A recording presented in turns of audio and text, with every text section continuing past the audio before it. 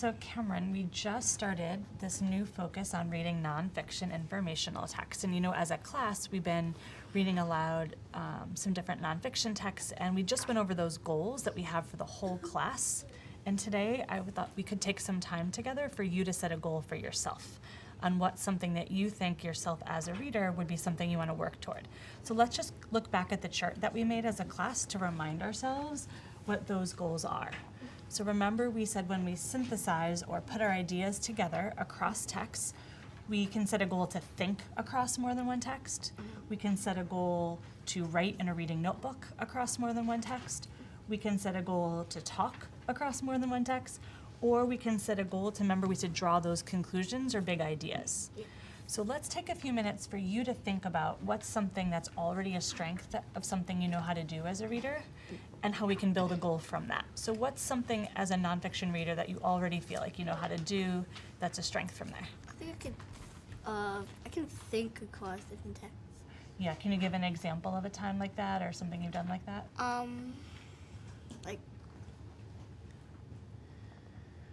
Like where you've read like two books and you saw a connection across those two? Like I read two books about, there was one about a king that made a lying contest. Okay. To entertain himself. But then at the end, someone said, I came here to collect the money I gave to the king, but the king said that was a lie, so he won the money. So he was Sounds trying like a to twist. be greedy. Okay, so you read that one book, and how does that connect to another book you read? There was another book where a man only had a stale bread and soup. So the man went in the trailer where he was cooking the soup and smelled the soup. The cook caught him, sent him to court. The judge said, I will pay you the sound of money, and took 2 pennies and rubbed them together. Whoa, so in these two fiction stories that were totally different plots, you saw a connection between the two of those? Yes. So you're recognizing that when you read fiction books, you can do that thinking across text. So maybe that you could do some of that work when you're reading nonfiction too. Mm-hmm. Okay, so that's a strength that you have. What's something you think from those goals that's something you don't do a lot or is a challenge for you that you might want to work on? Writing it down in a reading notebook. Okay, so what's the challenge there for you?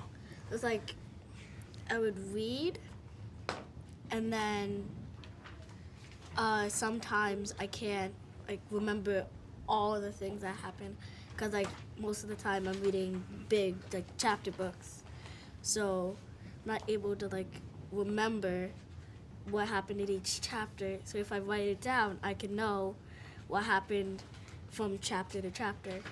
So in your fiction books, these chapter books, you think it would help you to write down so that you can remember what happens? Yeah. What about since we're reading nonfiction now and we're trying to put these different pieces of information together, do you think that would also help you in nonfiction? Yeah. Okay, so let's think about how you can think about that as a goal for yourself. So these were goals as a class we're working on, right? So in my notebook, I just have a page that says goal. And it's a place where I get to, on my own, decide what's at least one thing that I want to get better at as a reader during this nonfiction unit when we're trying to synthesize information. So let's see if you can make an entry like this for you, too, okay? So why don't you turn to that page, because I know you have a page that says goal, but nothing on it yet, right? Yes. Okay, so before you even write it, let's just talk it through. What might you write based on what you just said, that goal for yourself of how you might use your reading notebook? Maybe I can put as a reader, I can write down notes in what happened or what's happening in the book. So I know at the end, I can draw a little conclusion that wraps up everything. So you're kind of combining using the reading notebook and the drawing conclusion, and you want to kind of have your own goal that puts those two together. Okay, so let's quickly jot that goal down in a way that's going to make sense so you remember what your goal is, okay? I'm going to write it down in my notes while you write it down in your notebook, okay? Write it down for yourself there. Okay, so you wrote down, read your goal so that we remember it. I can write down what is happening so I can wrap it all together in the end. in your own words, you have this big idea of a goal you're working on, okay? So my job then in reading conferences is to help you reach your goal, okay? So not today, but in some of the next conferences that we have, my job is to help you make a plan and then see how you're working towards this, okay? So every day before you go back to read independently, it's a good idea to read your goal, and then as you make a plan, read your plan so you stay focused on what you're trying to do, okay? I wrote your goal here, so I remember to do that too. And I want to let you know I added another goal that I want to work on with you based on what you said, and I want you to know what that is. I also want to help you see not what's the same, because you already know how to do that, but what's different about the way we read nonfiction from fiction. Okay. Because you were talking a lot about fiction, and I know you already know how to use fiction reading strategies. So I also wrote a goal for you for how we can talk about how to use different strategies when we read nonfiction. So we have 2 goals, plenty of time for reading, and I look forward to seeing how that goes for you. Thanks, Kamren.